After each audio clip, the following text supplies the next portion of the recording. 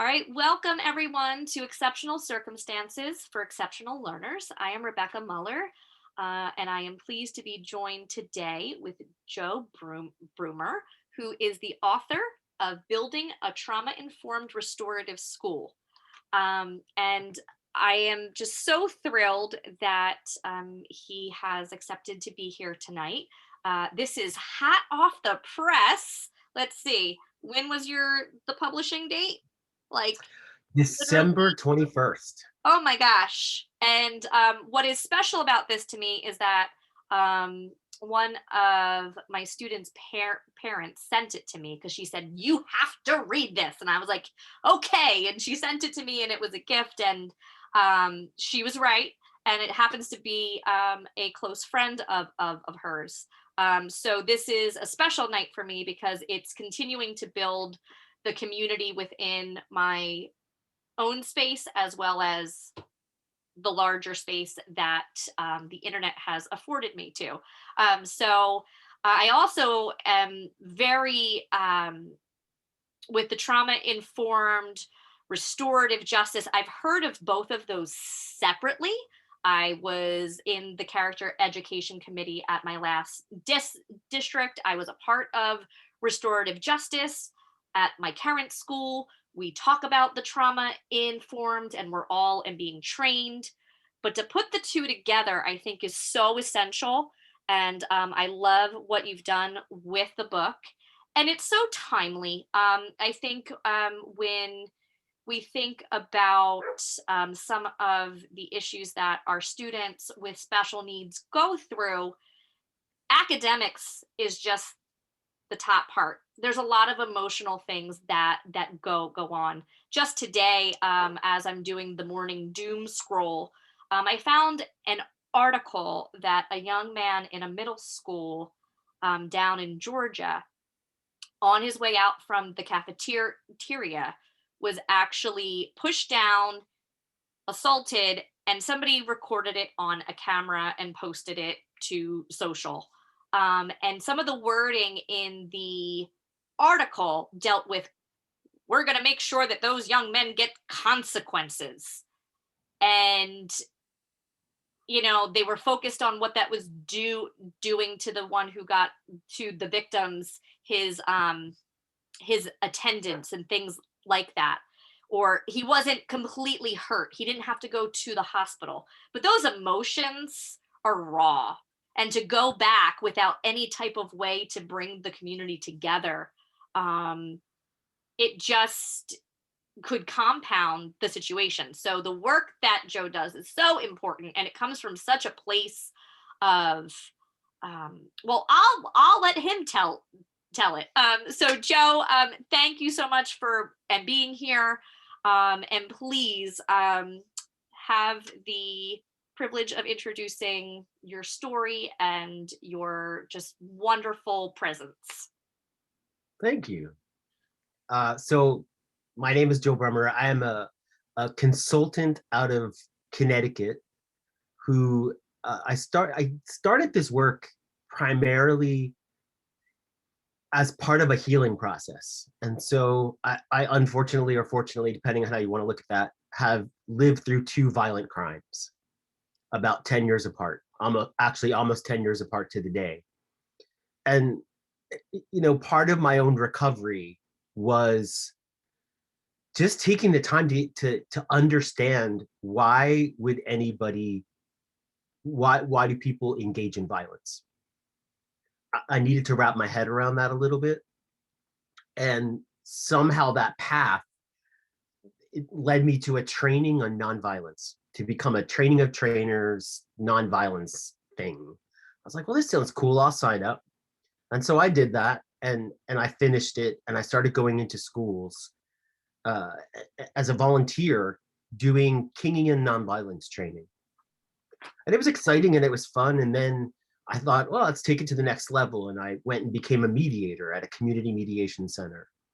I started volunteering to do mediations in small claims court, started doing mediation in all sorts of settings, and eventually went on to be the associate director of a community mediation center here in Connecticut. And part of that work sent me into schools to set up peer mediation programs. And I didn't really love the way I heard adults talk to children. I just thought it was like screaming ageism, like, and you know, the privilege that adults have and the power that gets abused with children. And so I went to a principal of a school where I was doing some work, and I said, you know, can I train your staff in communication and conflict? And it took a few times of just making the offer, saying, look, I'll do it for free. I will come and I will train them in nonviolent communication for free.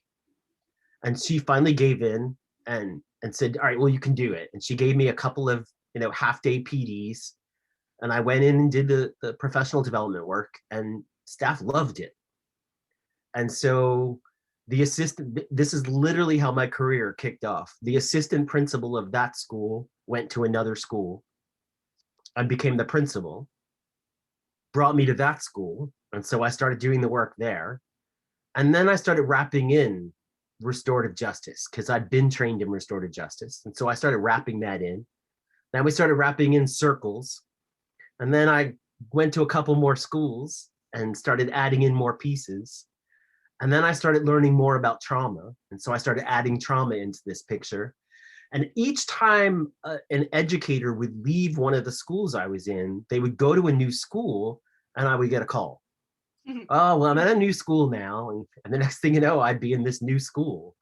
And 5 years later, so it was 5 years ago that I left. Actually, it isn't now, it's like 6 years. All right, so 6 years ago, I geez, time is kind Corona of going. year. That You minus a Corona year man. of COVID. You minus out 2020 because it was the year that should have never existed. Um, I wish. And so I just kept going to schools and doing the work. And on the side of it, trying to catch up, like, and never feeling like I know enough to be doing what I do. Like, I constantly feel like I do not know what I'm doing. And I keep having to feel like I'm learning. And so I don't, you probably all can't tell, but I'm in a room full of books, like books galore that I sit around and reading. I'm sitting next to a stack of books. Like, I'm constantly trying to keep up on this because it It takes moves so one to know fast. one. Yeah, it's just, you know, I do love books. I really do. And while I'm having a hard time getting through them, I think because of this quarantine stuff where I have a hard time sitting and paying attention to anything these days, which is, again, part of what we're all going through. But somehow this work just kept blossoming and going and going. And I've, I think it's a bonus for me that I don't have to go look for work. Like, people find me. That's a bonus in my respect. And it's worrisome in the respect that there's this many schools that need this because they're not already doing it. That's the part that's worrisome. Like, the fact that people are looking for me to come help them make their school a trauma-informed and restorative school, that just shows us how many schools haven't done this work yet and need to be doing this work. Why do you think it's taken us to this point to start to really pay attention to emotions and, you know, the fact that, like, I feel like in education there's always the trend. I hope that this Yeah. is not a trend because this is something that I believe in. But, you know, what was the thing that started, or have you come across that really pulled us in together, that, oh, this is important work? I have an idea, So but I'm curious. I think there are two things that I would say. I see we have a guest behind me. I would say there are two things that brought us there. The first one is fMRI machines, the decade of the brain. So everyone looks back at the 1990s and nicknamed it the decade of the brain. And we suddenly realized that our approach to children's behavior is stuck in behaviorism, Hmm. stuck in things like the DSM, which is nothing better than a doorstop, and So sorry to any of you that are like DSM folks. Sorry. I'm so sorry. School But psych, it's a. school psych. We got another school psych. Yeah. I'm so sorry that it's a collection of symptoms. Mm. It's a collection of behaviors. It is not a collection of anything more than that. And when you look at the DSM, look at the what the DSM says are the symptoms of ADHD, and then partner that up with what the DSM says are the impacts of trauma and PTSD. They're identical. So which is it? Does the kid have ADHD or does he have trauma? Or does he have anxiety disorder? Does he have PTSD? Like and the answer is doesn't matter. The kid still needs help. He still needs skills. And so you can give him all the labels you want. It's not going to help. And then I think the second thing that kicked us off to change our thinking was ACEs. The Adverse Childhood Experiences study from 1997, was it 97, 98, that woke us up to the fact that trauma is prevalent, that trauma is impactful on memory and learning, and that many of the behaviors that we're seeing in schools stem from brain impacts of trauma, body impacts of trauma. And so I think we need to start making schools a place where every kid can feel safe and learn. And we need to find ways to do that. So I'm having And a little, sorry. yeah, no, keep going. I'm having a little bit of a discord because it's like, okay, so the year of the brain was the 90s. And then the ACEs was in 97. So 20 years have gone by. And now we're like, oh, we should pay attention to this, because one of the things that I think, being someone that was in the school system around the 90s and what have you, what's really changed from my experience to what it is as a teacher is all of our safety drills. The fact that school shootings continue to occur. In fact, there was a school, I want to say it was Georgia again. They're not and having a good start. That first day back, a child brought a gun to school and shot another student. This past year of COVID was a great year as far as there weren't school shootings because we weren't in school. That says a lot. And I think that as we got reactive to keeping kids safe, I think they came back to the question of why you're here. Why do people do what they do? Is mental health just, does it stigmatize them and do we put them over here? These are the kids that do this. Or do we say, hey, we want to help you, we care about you, and now there's all these things that are collecting data from kids' cell phones that show that ideations have raised. I wish I brought the stats with me, but if you want to reach out to me after, there was an amazing white paper that was just released talking about how kids use words and how we can see those as red flags. And I think social media, the fact that something can happen in school and you can't just go home and leave it there. Something happens in school, now it's posted, now it's talked about, and there's this whole other realm, because at the same time in building those communities, we're not teaching kids how to be responsible with the technology. And it shouldn't be something else. It shouldn't be, well, we're going to have an assembly, a one-off in June at the end of the school year, and we're going to forget about it. Okay, checkbox, that was done. It needs to be something that we're embedding. So it's bringing me back to this question. So you've been doing this work for 5 years.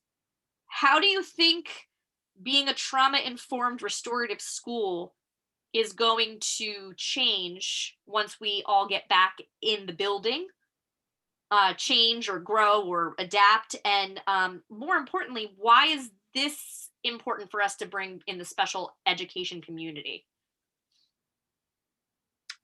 I think, prior to COVID and prior to this pandemic, when I was working in schools to build these ideas of restorative justice, trauma informed schools, the question always came from educators in trainings. They said, "Oh, Joe, how will we know which of our kids have experienced trauma and which ones haven't?"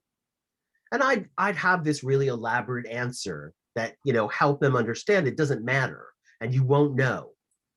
But now, as we come back from COVID, the answer to that question is very different and very powerful.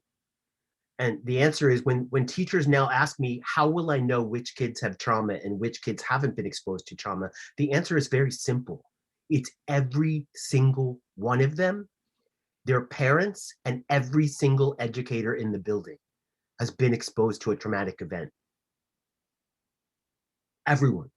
We all, as a country, and even beyond, since I know there's a face in here from Canada that I recognize, I know that we have, as a country and beyond, and as a globe, we've experienced a collective trauma.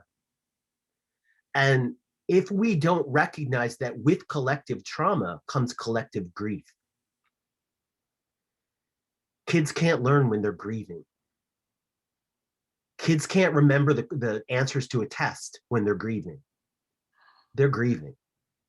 And our schools are no longer going to be, your school is no longer going to be just a place of learning. It's going to be a place of learning and grieving. And nothing that we had before this is going to exist in the same way when we come back. And so that's going to take an adjustment on the part of schools. And the best part of this, at least for people that work in my field, is this is the opportunity we've been looking for to get folks to relook at their schools and address how trauma is impacting teachers, parents, and students. And as Emily just said in the chat that I just saw, is that let's change this to a place where schools are the playground for healing.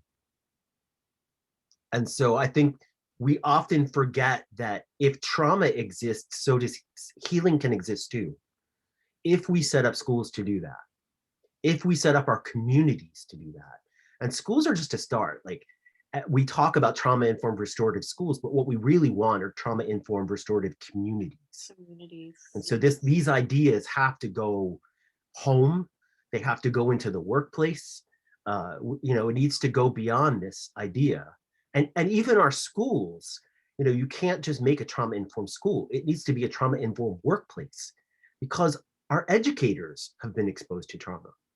And so they need to be taken care of. And so we're not coming back to what we had before.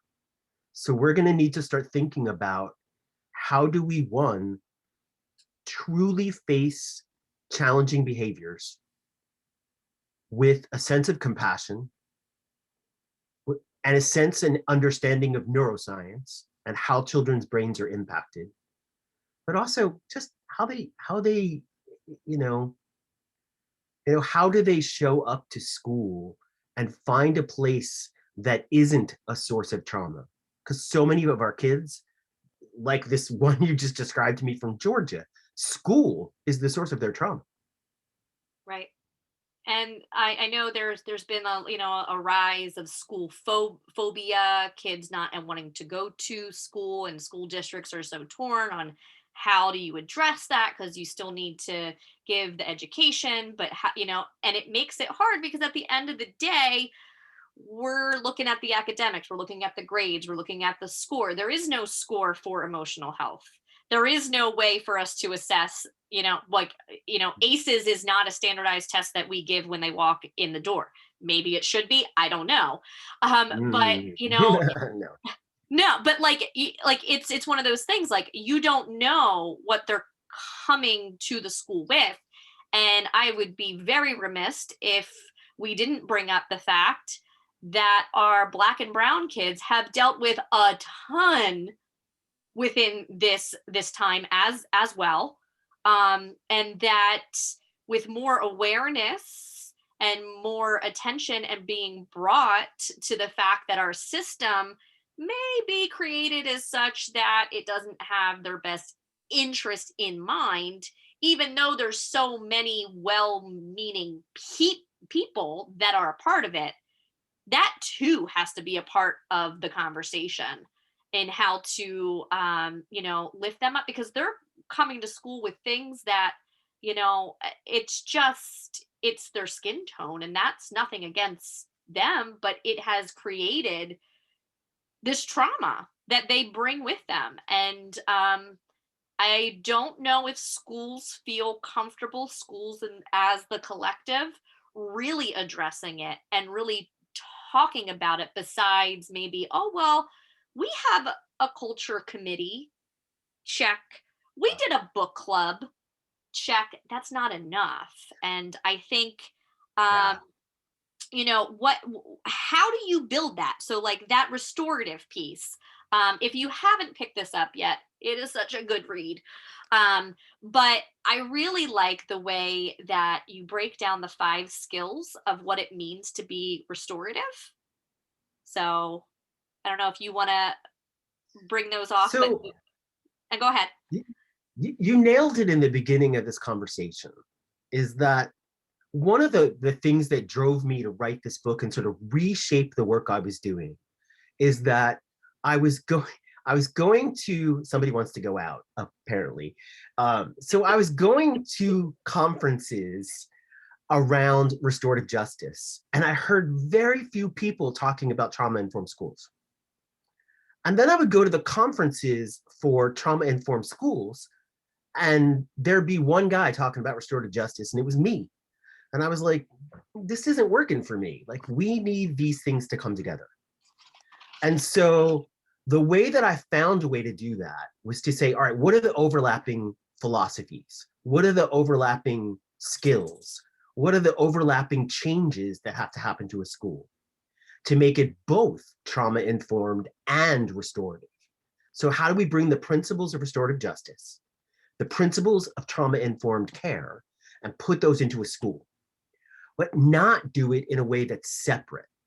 And so the way that people have approached this work lately has been to do it separately. And so the first part was to decide what are the skills. And the big skills that I found were 5. Empathy, the ability to truly listen to children and hear what they're saying. 2, honest expression. We need to be able to talk a language that is supportive, non-judgmental, and restorative. And so for me, those 2 pieces came from Marsha Rosenberg's work around nonviolent communication. I'm a huge fan of Marsha Rosenberg's work. I've adapted it in my own life. It's probably some of the most life-changing stuff I ever learned. I added that to the fact that many of us as adults are not really good at asking problem-solving questions with children that teach children to solve their own problems. We either solve it for them, or we ask a whole bunch of questions that confuse them, or that prove their guilt, but they just don't know how to ask questions that teach kids problem solving. And so we added in, that's our 3rd skill, questions. We add to that in the restorative justice world, there is a set of questions called the restorative questions that are an incredible reflection tool for children and their behavior, and just in making sense of events that happen. And so that becomes the 3rd skill, learning questions. Our 4th skill is what I call the art of requests.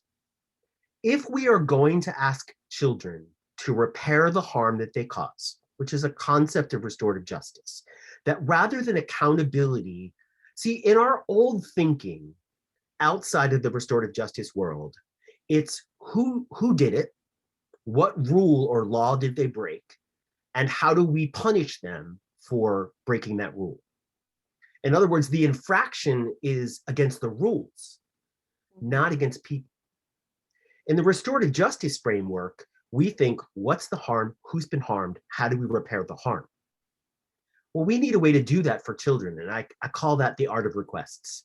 How do we ask children to developmentally, socioeconomically, repair harm in appropriate ways? The catch of that is that oftentimes our ideas about holding children accountable also don't take in that when children are acting and behaving from their trauma, that means that it's coming from a place of fight, flight, freeze, faint. That's not a conscious place. So little Johnny didn't make poor choices, which I get a little irked when I hear that. No kid makes poor choices. That's not how behavior works. Because when you see their choices as just choices, you're not acknowledging that some kids are not, they either have a background of trauma or they just have lagging skills that they haven't developed that make behavior hard for them. Well, why are you making them suffer for that? Why are you punishing them for that? I also and want to bring in the fact of that I think schools tend to go the route of toxic positivity. It's not just, Yes. it's not a Disney World ride where, hi, everybody, we're in school. It took me 33 years to recognize for myself that it's okay to be sad. And that was such a real thing that I had to go down a journey. And I feel like if I had someone in my life, a teacher, a counselor, or somebody that said, it's Yeah. okay to not be okay or to feel sad, Yeah. that would have been worth so much to me. And I think that by not getting to the core of why kids are doing what they're doing and telling them that, well, you can just choose to be happy. It's your fault for being sad. Right. That's a really large message that we give to a lot of our students. That message comes from what Fania Davis in her book, Race and Restorative Justice, the little book of Race and Restorative Justice. And it's actually the opening quote in my book. It's the first quote I used in my book, came from Fania Davis. And it really talked about that in our typical society, we've come, and especially Western culture, we have come to this ethos of a hyper individualism. That you could just choose to be perfect and pull up your bootstraps and you succeed on your own merit, to which I call BS. And what we and that's why restorative justice as a concept, it reminds us that we don't live in vacuums. We live in communities with people. And the first part of this work is creating almost like Dorothy Vandering called it a relational ecology. So at some point in time, all of us did that silly little experiment. It's funny enough, I have a bottle here. We all did that experiment in school where we made a little ecosystem in a bottle. Do you remember that like silly science experiment from like 1986? Well, think of your school as that ecosystem. And so, but a relational system. So what if you had a relational ecosystem in your school? And you looked at how healthy are the relationships in my school? I've been in school. I mean, I went to work in one school where teachers were going into each other's classrooms and yelling at each other to stop stealing each other's staplers. Like legit, they were screaming at each other in front of students. It was bad. That's not a healthy relational ecology. On the flip side, when we have really strong relationships, then we start to remind ourselves that we succeed not on our own merit. We succeed because we have teams of people behind us, sometimes generations of them, that help us succeed. And add to that, for many of our students, when they come from a background of trauma, sometimes that trauma has been around for generations.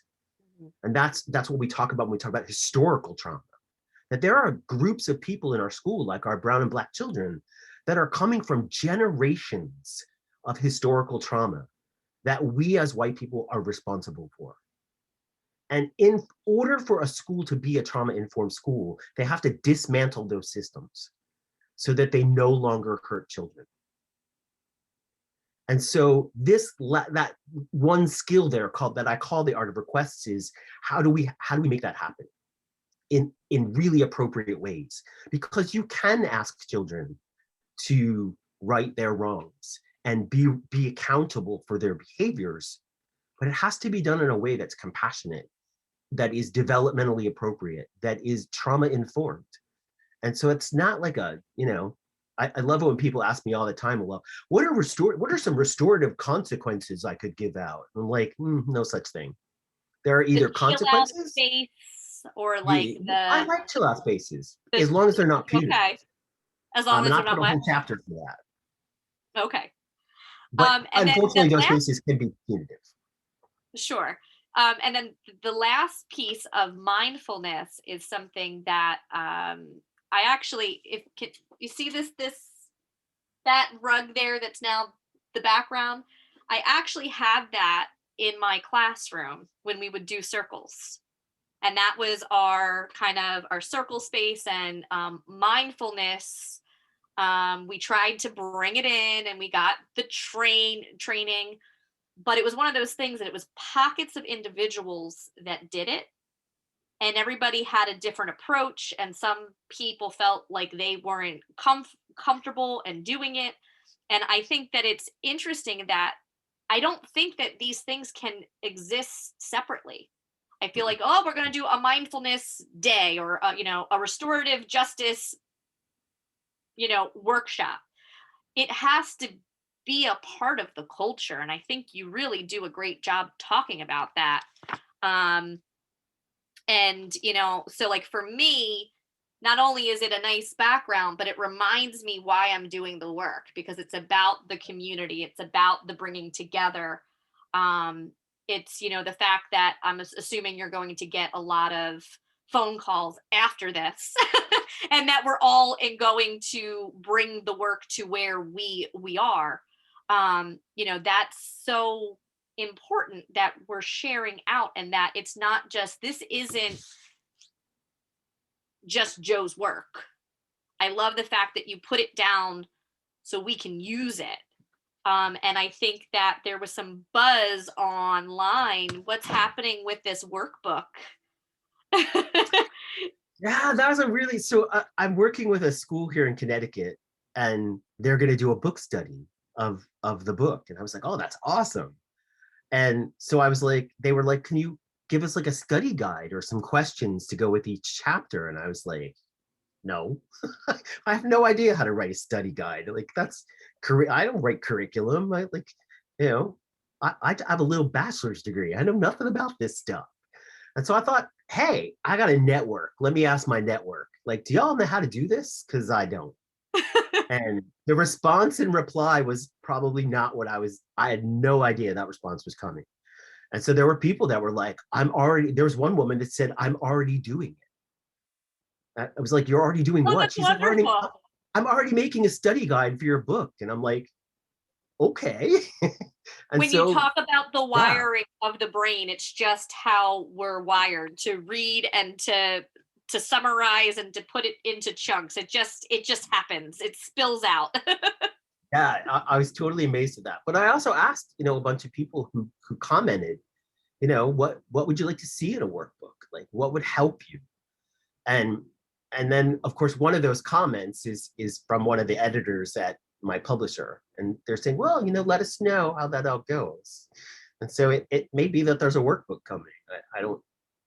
Don't mark that down in stone, but pencil it in that maybe we're going to have a workbook.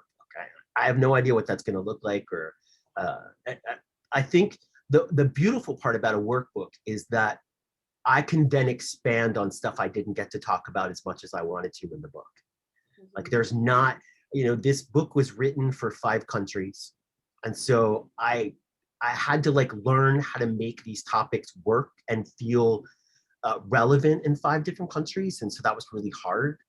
And so I would love the workbook to make it so we can expand on concepts that were specific to different places, and so that we can have people learn what they need to learn. That's And interesting. so, yeah, What are the 5 countries out of curiosity? So the book was published in the UK, Canada, the United States, New Zealand, and Australia. Okay. Very cool. No, I think that's an interesting thing too, because I was just talking to somebody in Lithuania who is a special education teacher. And when I told him the name of the show, Exceptional Learners, it was one of those things where he was like, we don't reuse that word. And it's Yeah, interesting, you don't think about that, but there's certain things that we take for granted. So when you're going in that global sense, I think that's a really an interesting approach, because at the same time, our brains all do the same things, right? As a human collective. But then, how do we share that information? And I think someone said that it first of all, it would be great to have an audiobook version. I don't know if you're looking to do that. And that's been a really big conversation because we've been talking. The joke around my house is who should do the audiobook, and so I was leaning towards Samuel L. Jackson. Everyone yes. laughed at me for that, but I have to have some fun with this. But like, who's that voice that could like be the voice of this book? Which is I loved Morgan Freeman was one of my choices too. But somehow I thought Samuel L. Jackson because I think of that kid's book that isn't a kid's book at all that he does, and I thought just somehow that made You me need to giggle and go to laugh. sleep. But Yeah, it's a good one. And then and our also little visitor today. someone commented that it would be great to have students be a part of developing a workbook. Just some That's ideas. super possible. Super It's possible. and what I hope happens, because what I've witnessed, and 12 years is not that long of a time within the school system, but I've been at three different schools, three very different settings. And what I've noticed is that initiatives come in with an administrator and they may leave with that administrator, or there might be a really strong subset of teachers who take it on, and then one of them leaves and it goes away. So when you're Mhm. developing this, first of all, it takes time. You can't do this in a year. And what happens is that as we're learning, the kids keep going through, right? If you're in a middle school and you have a 3-year initiative, well, those sixth graders are now eighth graders, and now you got a new batch and you got to start again to build the foundations. And I think that's something that across the board that I see with all kinds of things, that it really has to be something that is systematic and within the culture and is not a person. It can't be linked to, oh, well, that's the mindfulness teacher, like, but it's true that there's going to be some people who have strengths, but that's where as a community we need to come together to support one another in the work. And if the teachers are not and doing what we're asking the students do, or administration is not doing what they're asking the teachers, that's where the breakdown happens. So Yeah. I'm curious if you have, or in your experience, like what has worked well to keep that momentum. I think I don't even think this is what I've learned in the past couple of years that is a little bit about how restorative justice is being done in schools, but also trauma informed work. It's this idea that we just do a train and pray. So, this big team of people comes in and they train all the teachers like hundreds at a time, and then they leave. And then suddenly the school is supposed to be a restorative school. Well, that's insanity. What's missing from that is infrastructure. And so I wouldn't even train your teachers until you started setting up an infrastructure in that school to support the work. Doesn't matter if it's trauma informed, mindfulness, restorative justice, nonviolent communication, you're going to need all of that. And then, of course, in my book is also I truly believe in Ross Greene's work. And so I gave him a whole chapter in the book to, promote Ross's work. And with his, he helped me actually write the chapter, so I know that I wanted it to be right. And the thing about this work is that if there's no infrastructure to support it, all you need is a couple of changes in personnel. That's all done. You wasted all your money, all your time. But if you go in and set up a structure to support this work, and that infrastructure of what will sustain it, what will pay for it, how will it be funded, how will deepen the learning? Because there's no, I mean, I wrote this in the book and I literally stole it off my favorite band and a name of a song. There's a great song out there called Happiness is the Road. And in it, the line in the song says, happiness ain't the end of the road, it is the road. And so I stole that, put it in the book as a homage to my favorite band. And in the end of the book, I wrote, there's, a trauma-informed restorative school is not the end of the road, it is the road, which means you're never going to get there. You just got to keep steeping yourself and deepening the work and deepening our practice of being relational. And so if you want a system like that to stick around, you're going to have to set up a system that constantly supports it and keep feeding that system so it's healthy. Otherwise, a couple of personnel changes, it's all done. And the funny thing is that this can't be a fad. And I don't think it is. And the reason I say I don't think it is because we live in the United States and our new Secretary of Education is one of us. Mm-hmm. And so I don't even mean that he's one of us as in he's an educator. That's true. He's also a trauma-informed restorative justice guy. And also I know I work with this guy. I know he believes in restorative justice, and I know he believes in trauma-informed schools. And so I really think that this is the direction we're going to go. And I couldn't, actually, I'm super excited about that. So, I mean, I feel like it has to, because our focus has been in all the wrong areas and we're hurting as a society because of it. So I was recently on a podcast and it just got dropped today, which was exciting. But, you do an interview and you kind of forget what you said. And it was interesting. I was listening to it today and I'm like, oh, yeah, I agree with myself. But are we training people to go to work, or are we training them to be citizens of the world? And I feel like school has been this factory for, okay, you're going to get a job, and what job do you want? And go to college and get a job and get a job. And when we realized this past year that many of those jobs got taken away because of, a pandemic, there's going to be other things that come along that are going to, take the rug out from under us, whether it's personally or, larger. And it really has gotten me to think, like, what is important?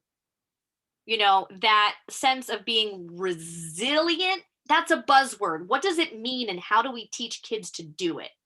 We have a lot of really good words in education, but sometimes I think they just become wallpaper. Like, I was talking to a student today and I was like, well, you keep forgetting to come to our sessions. Like, what if you put a Post-it on the wall? And he was like, I'll put it there, but I'll just forget about it because it just becomes a part of the wall. And I feel like when you walk into classrooms, the initiatives have been, well, put the poster up. It's a mindfulness poster, so clearly we're a mindfulness room. And it's so much more than that. And I really think we need to reconsider how we even evaluate. And when I say evaluate, I don't mean like checklist and check the boxes. I think we need to move away from checking the boxes. And my soapbox has been for so long, especially when I worked with kids where their least restrictive environment was the home, and I was working to transition them back to school. Until we really start to quantify emotions, we don't value them. We only value the things that have a number because it's the only way that we know how to compare. We just by the nature, we compare things. And so when it comes to emotions and developmental things, I just feel like we're not there because maybe we don't know enough. So maybe we're going to get there with this work and with some new direction. But I really think that it's so important. You need to have that ability to regulate. And I've learned that this year I struggle with a lot of it, with everything that is going on, and you're trying to stay on camera and be your full self. And then you turn the camera off and you just realize you got nothing left. Like, I understand why my students don't put on the camera. It's a lot to look at yourself and to judge yourself the entire time, and I think our students, I mean, they're dealing with so much regardless of a diagnosis or not. I would love to open this up. We have a wonderful crew here today from all over. Thank you for those that have introduced themselves. So, I see some great chat, some conversations. I love this from Richard. Gardens don't grow on their own. I love that. I feel like you guys have a lot to offer us today as well. Is there anyone that would like to ask Joe a question?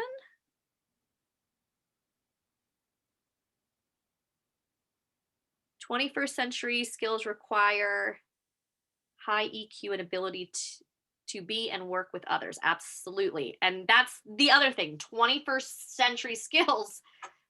We've known that the world was going to be a little bit different. So the research has been there for 20 years now. We need to kind of pick up the pace to realize what we can do. Ooh, I love this one from Shay. Any role for play and humor? I don't know about the word feel role. kind of and serious, right? Yeah, I guess we feel really, the work, I love this. I forget who says that. The work of childhood is play. I want to say Gaber Mate said that. But the job of a child should be to play and go be a child. And learning just comes with that. We act like this is some magical thing we're bringing children. It's not. Your brain learns whether you have a teacher or not. Teachers just make that experience come alive. And in order for children to really enjoy learning, it has to be play. Life has to be play. I love Marshall Rosenberg had this quote that said, "Don't do anything that isn't play." Like, at what point do we like to start enjoy our lives and teach children to do the same? And so I think everything should have play and humor. And when not, probably in a Zoom, I have a really twisted sense of humor that is it's how I make sense of all the crappiness in the world. And so, yeah, I see Rick's question too that says, how do you see and actualize the role of parents and community? I think we have to acknowledge, again, when we think of trauma-informed school, we have to recognize that for some of our parents, I constantly hear from schools about how we get more parent engagement. And the answer to that question is simple: be trauma-informed. And recognize that for many of the people who didn't have good experiences in school, I always joke about this. Here's your play and humor. I always joke that schools have a smell. It's a mixture of like cafeteria food and 12-year-old body odor. And then and like a little mixture of disinfectant. It's really an interesting smell. But schools have this very distinct smell. And what's weird is, I travel to do this work. So I've been to, Ohio, California, Washington State, Hawaii. Every school I've ever been to has this same school smell. Well, your olfactory, connects to your brain and your memory. So if you're a parent that had a horrible time when you went to school And now you come to the parent-teacher conference and the teacher's talking to you and all you can think about is that smell. I'm back in a school. I hate schools. And the teacher's like, so what do you think, Mrs. Smith? And Mrs. Smith's like, I hate schools. And so, at what point do we acknowledge that some of our parents don't engage with school because they didn't enjoy school? And so right there, that's, acknowledging that will then allow us to make the connections. But we need to have community and parents as part of our school. There was a day and age where school was like the center of community. And now it's like this war zone instead, where everyone's fighting over something. Parents are fighting with teachers, teachers are fighting with students, and the union's fighting with the admin. Everyone's fighting. Like, Yeah. Is this what we want to teach our kids? And so if we can start bringing in these elements of trauma-informed care, of restorative practice, it means that we can start quieting the noise so that parents and community can come back into school and feel part of it. I know that sounds really, really far-fetched. So I Well, see Owen has a question and Yep. more. Yep. More. I'll get That's an and I interesting think too that Zoom and the ability to bring parents in without having them need to take off work, I think is going to change a few things too. I think that if we think outside the box on how to bring the community in, I think that we can and really do a better job using the tools that we have that we've had for a long time, but now I think we know how to use them better. All right. So, Mr. Roderick Moore, you have a question. Go ahead and unmute yourself. Hi there. Can you hear me okay? Yep. We can. Okay. How are you? I'm doing well, thanks. Previously, prior to this last year, I was an intervention specialist. So I had, I call it the jack of all trades, because I had math and reading interventions 4th and 5th grade, but a little bit of piece of time to do SEL. And that was done during restorative circles and practices that way. The problem became, it was pigeonholed into a certain amount of time. And so I had to meet with kids during their lunch or during their recess hours. But the greater question, I guess, is for you.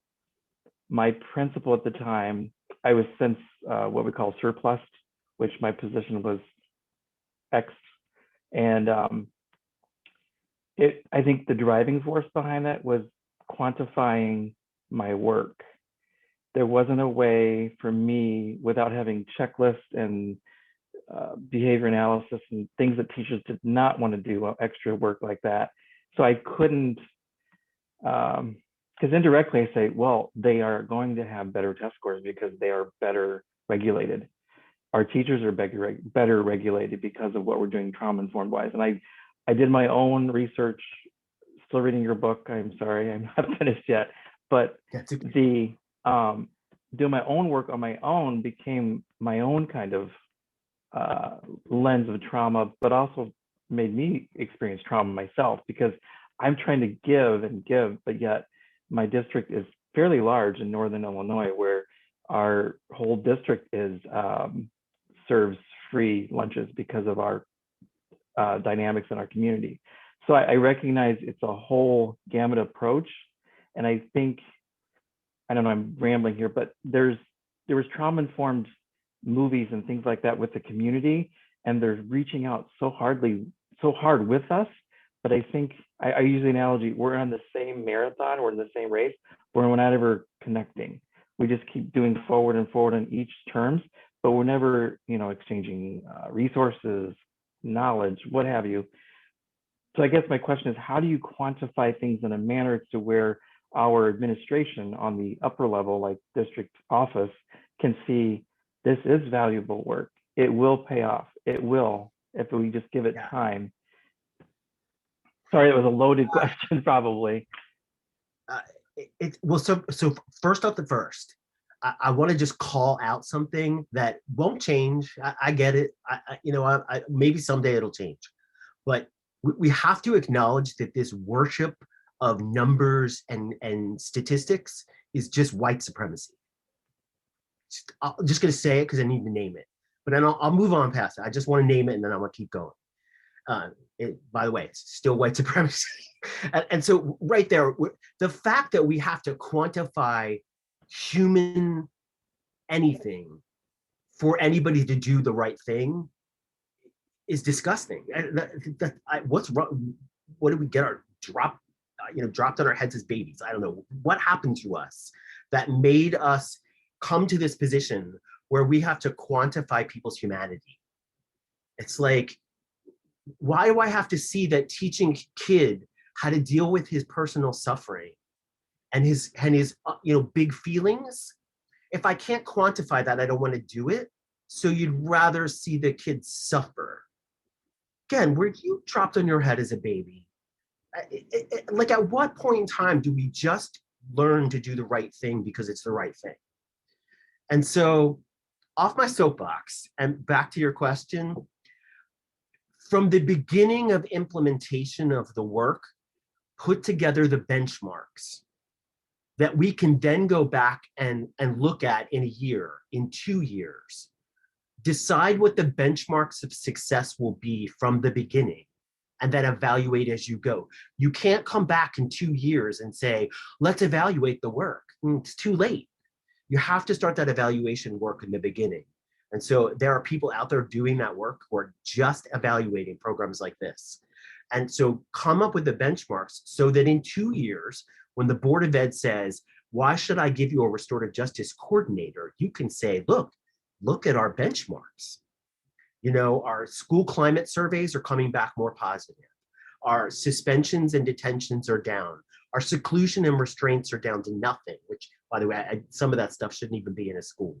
But again, that's a different podcast. So, if we can't put up the benchmarks in the beginning, you can't come back 3 years later and say, well, what have we done for 3 years and how do we quantify it? Put that stuff up right in the beginning and determine your benchmarks. And that way, when your Board of Ed comes back at you and says, what did you do and why should I pay for it? You have something. Awesome. That was great. Thank you. And I mean, it's so true, right? We need to put a number on it. We need to put it, and I don't think I've ever heard it. It's how we say that we are better than you, and it's consistently been that. And what's amazing to me is that we've had this lovely pause, right? Well, not lovely, but we've had the chance to pause. And instead of taking the time to reinvent, we are just trying to we just need to get back to normal. We need to get back to the way it was.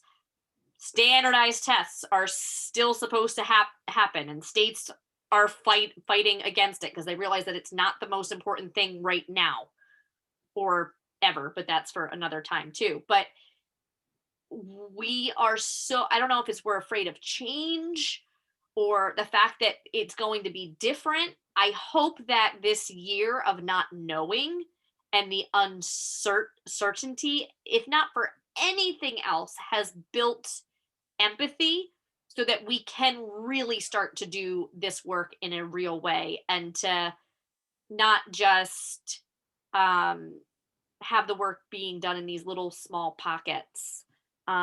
So what you're doing, the fact that it's down in paper, I'm looking forward to the workbook because it's going to happen. Because once you put it out there to teachers, we're going to get it done. Just so you know. I have seen this. Yes, it's very true. But I just, thank you for all of your time and for sharing tonight.